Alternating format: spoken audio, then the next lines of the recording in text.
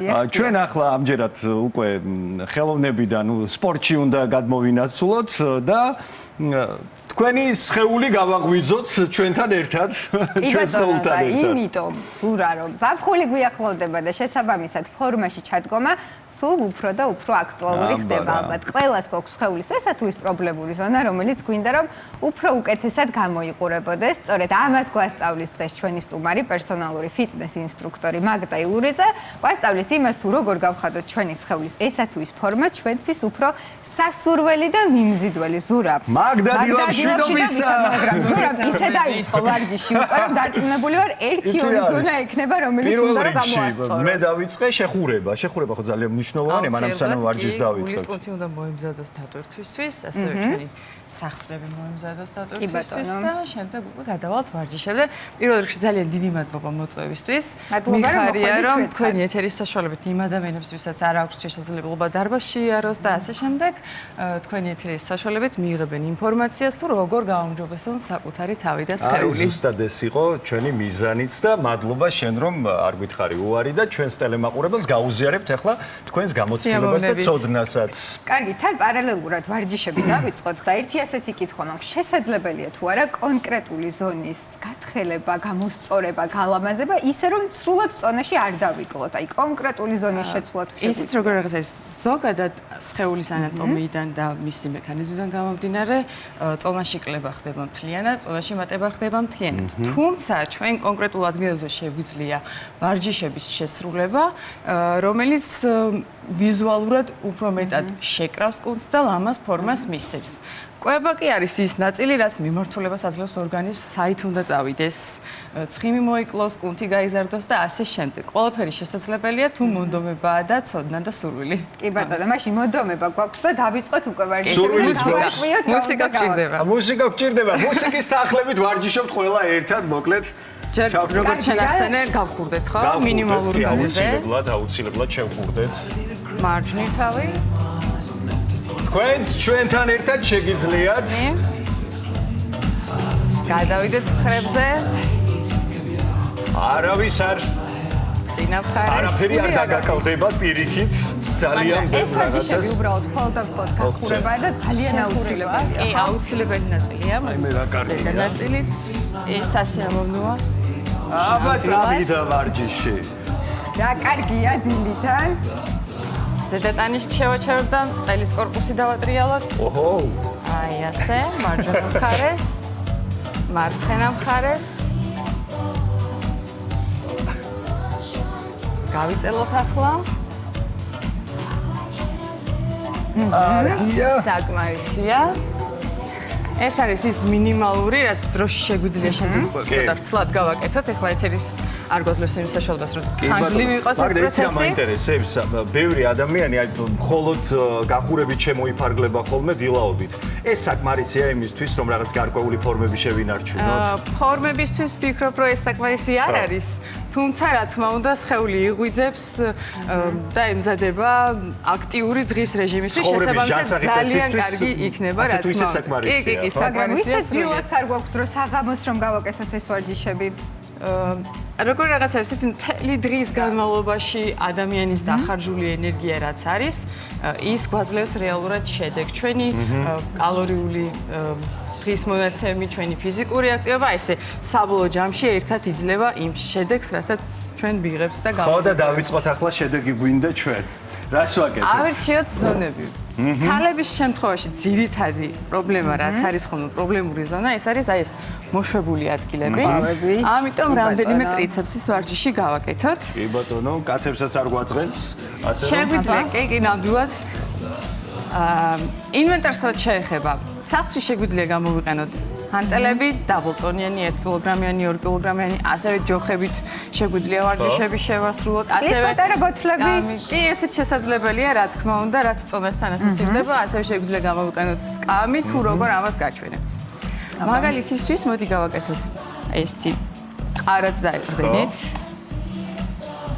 სანამ ეთერში შევიდოდით, გაგვაფრთხილა, რომ არ გასრიალდეთ და დია მარცხი არ მოგწევს. მთლიანი სხეული არის სტატიკურ მდგომარეობაში, ამ დროს ახლა პრესიც დაჭიმულია და ესე დაბლა ჩავდივართ, ისე რომ ტრიცეპსმა შექმნას. სწორად ვაკეთებ? კი.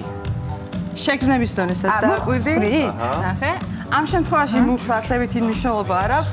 ჩვენ ვაკეთებთ ახლა ტრიცეპსის ვარჯიშს. და ძალა გადანაწილებულია მთლიანად მკლავებში, ხო? დიახ, ზუსტად. კი ბატონო, მაგრამ იცი რა არის საინტერესო? აი გულწრფელად რომ მითხრა, სახლის პირობებში ვარჯიში საკმარისია?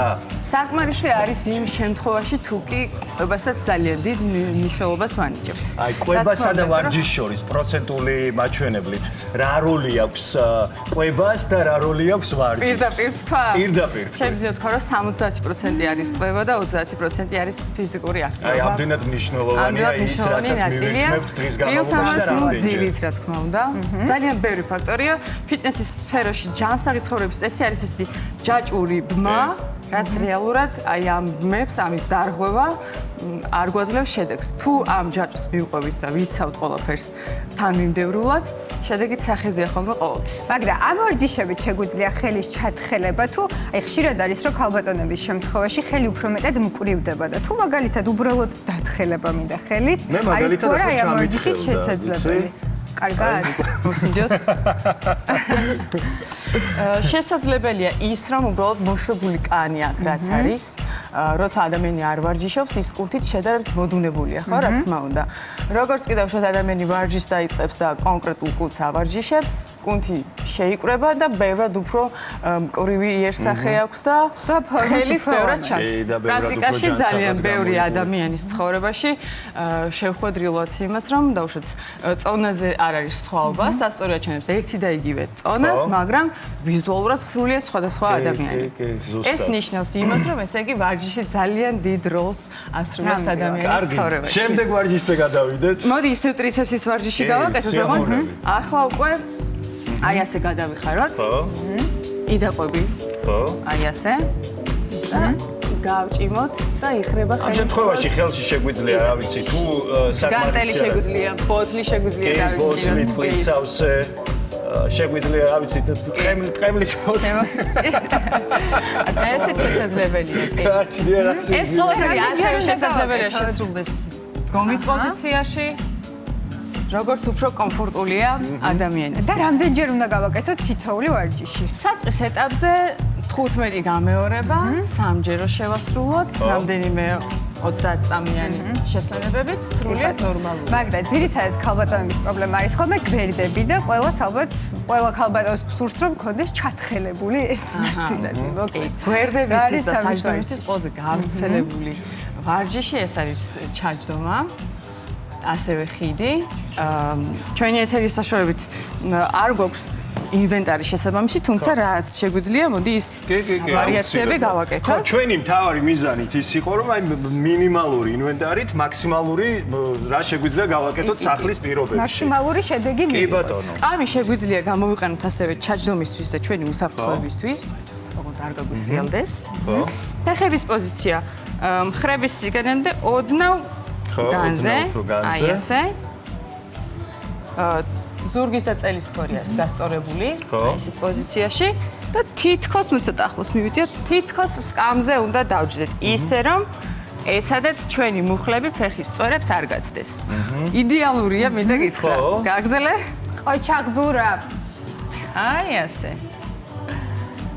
აუ რა კარგია, აი ფიტნეს ინსტრუქტორს არ არა მითითება და უკვე გრძნობ რომ რაღაცა სწორად აკეთებ. ამდენად მნიშვნელოვანია პროფესიონალის ძალიან დიდი ჩართულობა. მნიშვნელობა აქვს.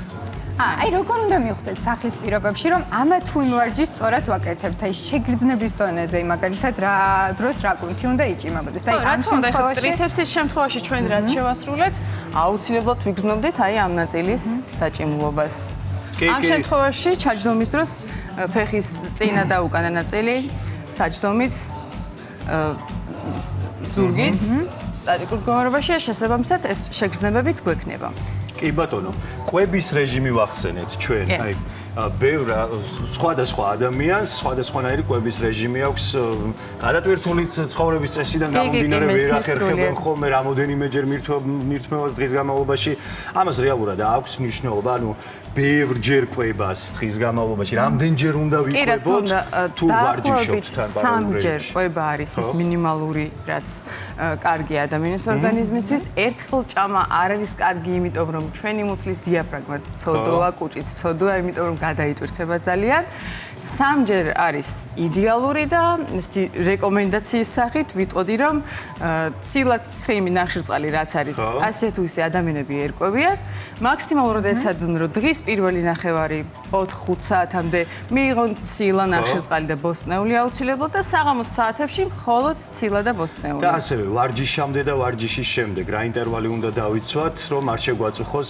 საათნახევარი 1 საათი ვარჯიშამდე არის ის ზღვარი რაც დისკომფორტს არ გიქმნის შემდეგ უკვე ვარჯიშის დროს და ვარჯიშის შემდეგ თუ არ შემდეგ უკვე აქ ბევრი ფაქტორია გაჩნია ადამიანს რა მიზანი აქვს თუ დავუშვათ მატებაზეა შეუძლია დასრულებიდან 15 წუთშიც როცა მოწესრიგდება მიირთვას ცოტა დამშვიდდება და დამშვიდდება თუ ადამიანს მაგათ კლება აქვს მიზნად უმჯობესია რამდენიმე დრო გავიდეს და შემდეგ მიირთვას თუმცა მაინც მნიშვნელოვანი ის არის მთელი დღის განმავლობაში რას მივირთვებთ და როგორ გავატარებთ სმენია რომ იმისთვის რომ ლამაზი მუცელი გქონდეს ამისთვის მნიშვნელოვანია კვება თუმცა ვარჯიში როგორ გვეხმარება და რა უნდა გავაკეთოთ იმისთვის რომ ლამაზი პრესი გქონდეს ლამაზი პრესი რომ გქონდეს კვება უნდა დავიცვათ და ეგ გასაგებია და ამის შემდეგ რას ვშვებ კარგი საინტერესო ვარჯიშები გავაკეთოთ სახლის პირობებში მოდი სკამზე კი ბატონო ხო დღეს ჩვენი მთავარი ატრიბუტი არის მოკლედ სკამი რომელიც ყველა სახლში მოეპოვება ხო ყველა სახლშია ვერ ვიტყვით რომ აი მე არ მაქვს ინვენტარი და ვერ ვარჯიშობ ამას ვერ დავაბრალებთ სკამიც კი საკმარისია იმისთვის რომ თქვენ ჯანსაღი ცხოვრების წესით იცხოვროთ და გარკვეული ასე გავიშალეთ სხეული მთლიანად გავასწორეთ აი ასე და ფეხი მოვიტანოთ ახლოს აჰა აი ჩვენი პრესი არის სტატიკურ მდგომარეობაში დაჭიმულობას გრძნობთ კი გრძნობ აი ასე აი ძალიან მარტივი ვარჯიშებით, აი მართლა ერთი ატრიბუტი სკამი რამდენ ვარჯიშში შესაძლებელია რომ დაგვეხმაროს და შემდეგ რაღაცნაირად აი გამოვიყენებ ამ სიტყვას, წუწუნებთ ხოლმე რომ აი დრო არ მაქვს სპორტ დარბაზში წასასვლელად, ენერგია არ მაქვს, არა და ძალიან მარტივად სულ რამოდენიმე წუთი რომ დაუთმოთ საკუთარ თავს და საკუთარ ფიზიკურ ჯანმრთელობას ერთი სკამიც კი საკმარისია ამისთვის. მოდი აქედან გადავიდეთ დგომით პოზიციაში. აბა, მუცელი დაჭიმულია, ხელები აი ესე დავიჭიროთ და მხოლოდ ზედატანის ქორი ამოძრავთ. აჰა. ეს სუნთქვა არ დავიწყდეთ? ხო, სუნთქვა. აი ეს თავარი ესე იგი ფრაზა არის ხოლმე მწვრთნელებისგან, განსაკუთრებით სპორტ დარბაზში სუნთქვა არ დავიწყდეთ. აი როგორ შეიძლება ადამიანს სუნთქვა დავიწყდეს, მაგრამ მოვიწყდება ხოლმე. თქვენ წარმოიდგინეთ, ხო? მოკლედ დაახლოებით ის ვარჯიშები უკვე ვისწავლეთ, რაც მნიშვნელოვანი რომ ყოველდღიურად გავაკეთოთ თანაც-დილის საათებში არის უმჯობესი და აქვე მნიშვნელოვანი რომ კვებაც დავიცვათ. კი, კვება და წყალზე მინდა 1-2 სიტყვით გითხრათ. აუცილებელია, რა თქმა უნდა, თან ზაფხული მოდის. ვარჯიშამდე თუ ვარჯიშის შემდეგ თუ ვარჯიშის პროცესში. პროცესში შესაძლებელია, უბრალოდ რა თქმა უნდა, კი. მთელი დღის განმავლობაში, გარკვეული წონიდან გამომდინარე, მიზანმიმართულია გარკვეული რაოდენობა. კი ბატონო, მადლობა მაგას შენთვის ძალიან საინტერესო და საჭირო რჩევები მოგვეც. იმედია რომ კარგად შევასრულეთ ვარჯიშები და ჩვენი ფილტრეს ინსტრუქტორები არ შევარცხვინეთ.